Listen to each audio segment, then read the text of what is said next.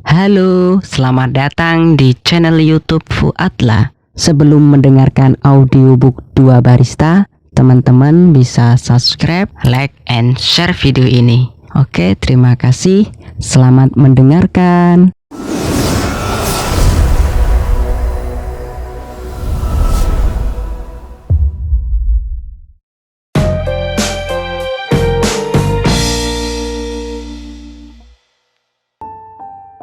Mozaik 20 Meisyarah. Semua lampu di rumah kecil Meisyarah dinyalakan, karpet-karpet digelar, suara gelas beradu ditata oleh kangkang. Sudut-sudut yang kurang bersih dirapikan dan gorden jendela dibukakan. Mei melirik pantulan wajahnya dalam cermin yang bertengger di samping pintu. Kata Mbak Lina, ia semakin cantik. Kalau ledek Yusari, Mbak Mei semakin belongoh. Teman-temannya di pondok juga selalu berujar kata-kata serupa tiap kali Mei bertandang menjenguk mereka. Ucapan-ucapan semacam itu sangat berarti bagi Mei untuk menumbuhkan kepercayaan diri dan kepuasan tiap kali ia ragu mengenakan dress baru yang bermodel aneh. Yang sebelumnya ia lebih nyaman mengenakan sarung dan blus atasan. Ternyata tubuh Mei yang mungil ini mudah beradaptasi dengan model dress terkini. Bahkan ketika perutnya semakin menyembul membuncit, gaun itu masih bisa dipakai karena bagian pinggangnya tak terlalu sempit.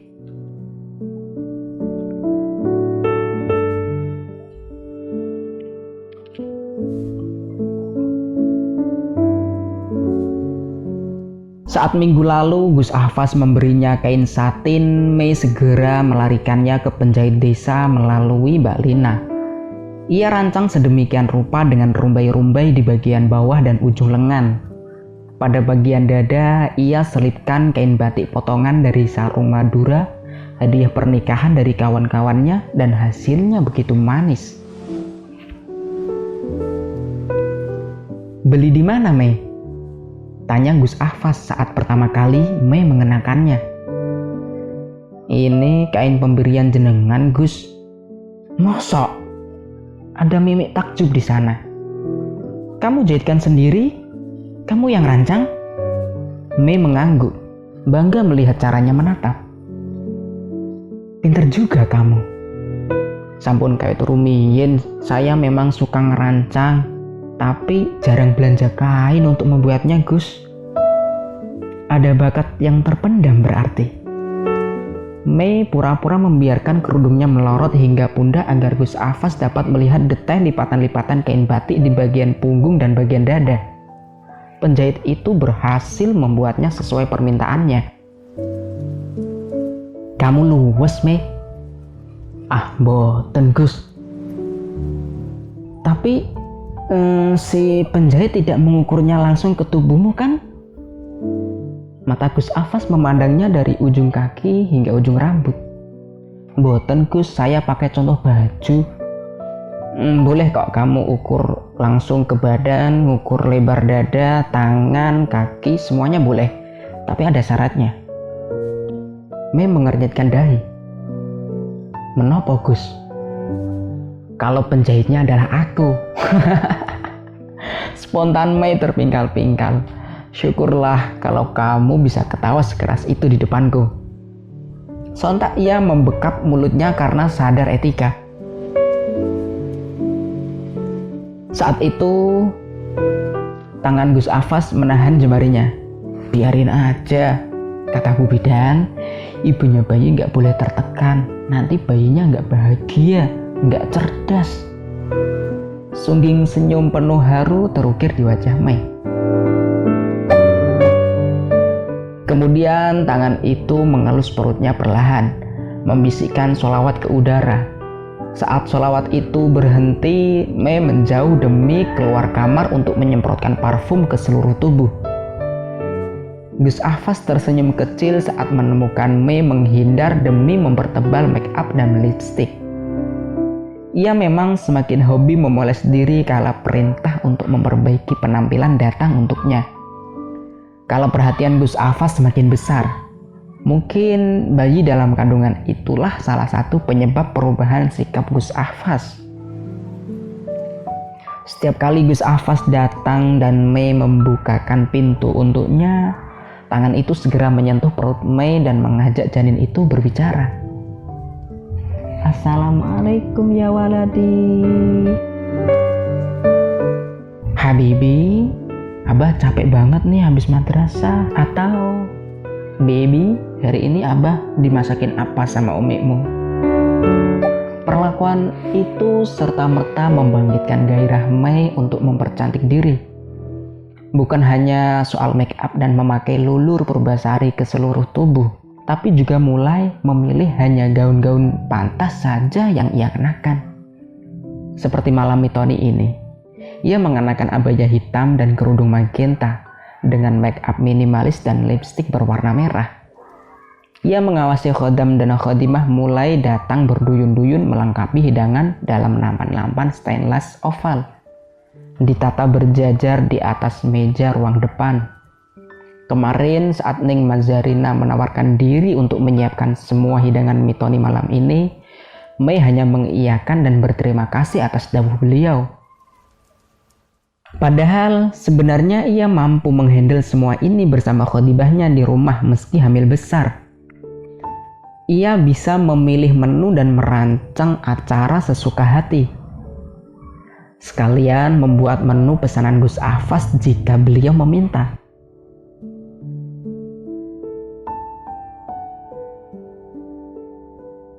Tapi segala sesuatu yang berkaitan dengan kehendak Neng Mazarina tak bisa diganggu gugat. Selamanya ia tak pantas jika berani menolak pendapatnya.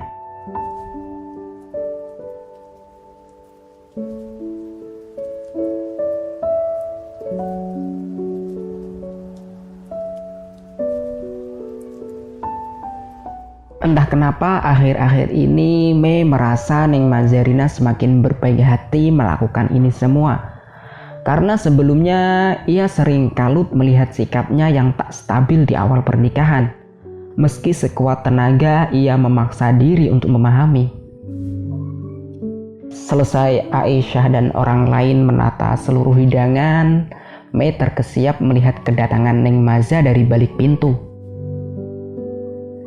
Ia segera menghapus lipstik yang menghiasi bibirnya dengan ujung jilbab, menunduk dan tergopoh-gopoh sungkem padanya. Assalamualaikum Mbak Mei, sapanya. Waalaikumsalam Neng. Kamu sehat? Neng Maza bertanya dengan santai. Kali ini dengan senyum penuh kehangatan. Jelas membuat Mei Syaroh kaget karena sikapnya yang tak bisa diprediksi. Neng Mazarina selalu tampak cantik jelita dari ujung kaki hingga ujung kerudung. Kaki jenjangnya dengan jemari yang putih dihiasi henna. Tubuhnya yang semampai membuat gamis apapun yang ia pakai menjadi mewah dan elegan. Alhamdulillah Neng. Mei menunduk. Make up tebal yang menutupi wajahnya serasa ingin ia hapus dengan air wudhu saja. Maaf ya Mbak Mei. Kemarin emak rawuh, aku belum sempat banyak ngobrol. Lagi-lagi nada suaranya terdengar halus. Nggih Neng, tidak apa. Justru emak yang minta maaf karena buru-buru kundur. Simbok juga sangat berterima kasih dengan hadiah dari jenengan Neng. Cuma tondut tresno saja kok Mbak Mei. Simbok remen sangat Neng. Alhamdulillah kalau begitu.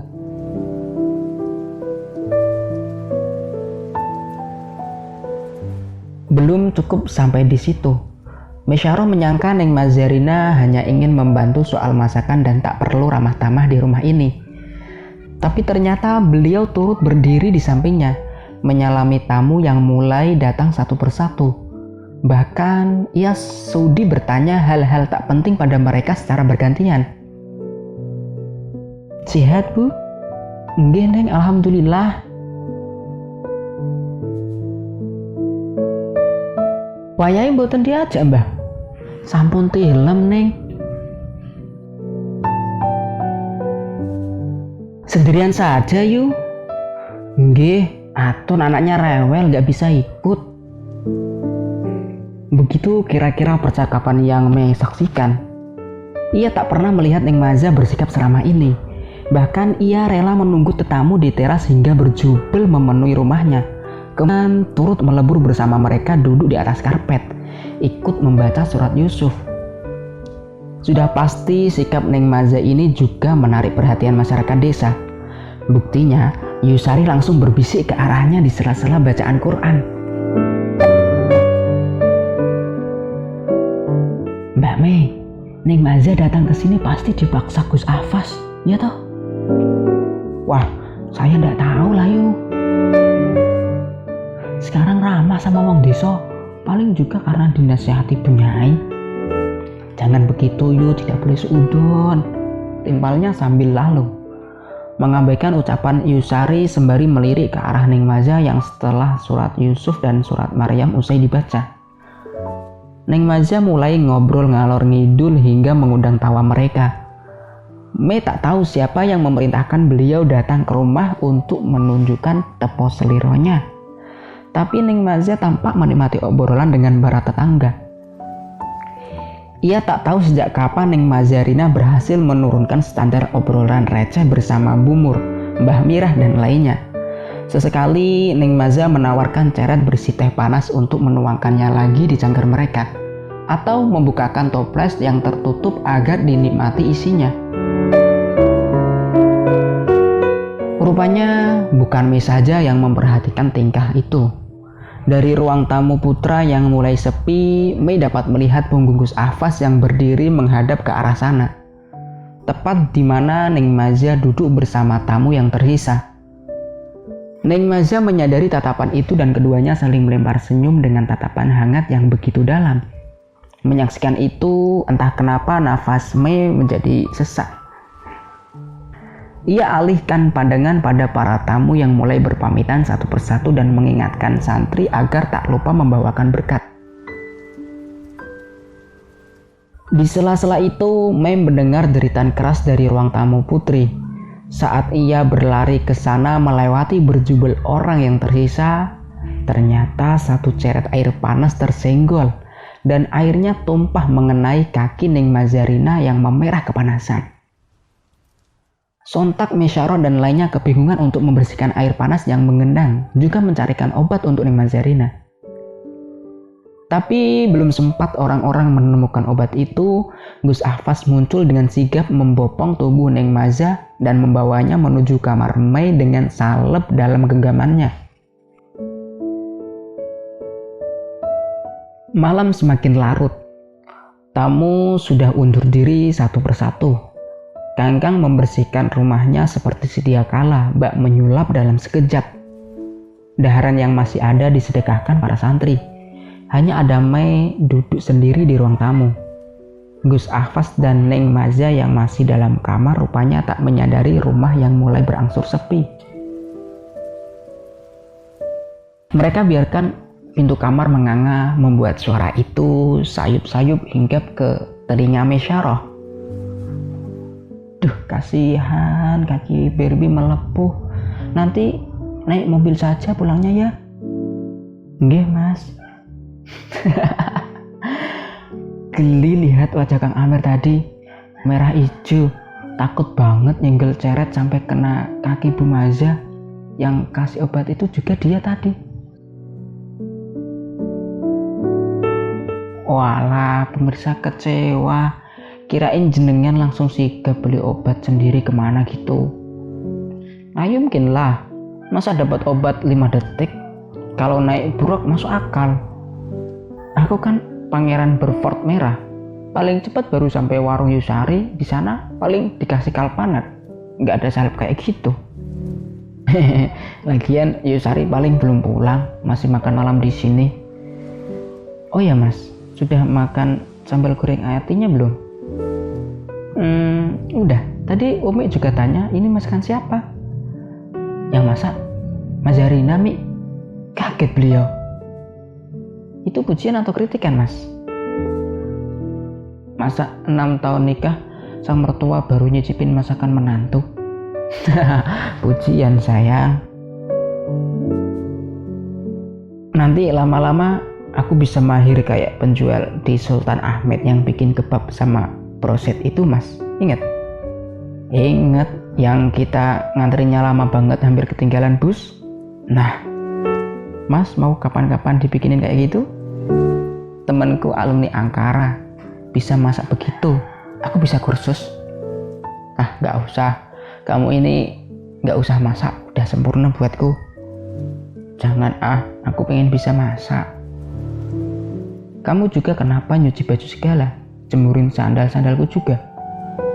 Kan ada malaikat dalam tiap tetesan air saat istri menyucikan baju suami. Mana dalilnya? Memangnya wudhu? Buka sendiri, tugas kamu yang lain kan masih banyak. Kenapa malah cari gawen-gawen itu? Kan sudah banyak yang bantu. Pokoknya tahun ini harus mahir masak. Nanti tanganmu tiap hari bau bawang, pipinya bau gorengan. Ya fleksibel lah, Mas. Kalau di kamar baunya seharum mawar. Aku minta yang seharum mawar aja deh. Syaratnya buatkan 1000 candi dulu untukku. Gak kreatif. Minta yang lain dong, yang dohir tak tumbas kewes. Lagaknya kayak bos aja. Minta emas permata baru nyesel nanti, Mas. Memangnya kapan jenengan minta sesuatu lalu aku pernah mengingkari? Coba diingat, kalau sampai ketemu ada hadiah gelas cantik. Hehehe. Sayang, istriku entrepreneur muda yang mandiri, jadi jarang minta-minta. Sayangnya cuma minta ditemani main kuda-kudaan. Terdengar gedebuk bantal yang jatuh dan tawaning maza meledak. Entah kemesraan model apa yang sedang berlangsung, sekejap disusul suara karena keduanya mulai menyadari keadaan yang berangsur sepi. Buru-buru Mesyarah melangkah ke dapur, pura-pura menyalakan wastafel dan mencuci 2 piring yang tersisa. Mereka bahkan lupa kalau sedang ngobrol di kamar orang lain. Dulu, Mei memang sering melihat kemesraan mereka di teras dalam saat menuju koperasi atau melewati halaman. Mei bisa tertawa cekik-cekikan bersama Afi dan Mbak Lina membayangkan jika kelak punya suami semacam itu. Tapi ini semuanya tentu lain. Nafasnya jadi memburu. Ia gelisah mendengar canda tawa itu, cengkrama itu, segala kehangatan yang ditunjukkan Gus Afas untuk istrinya.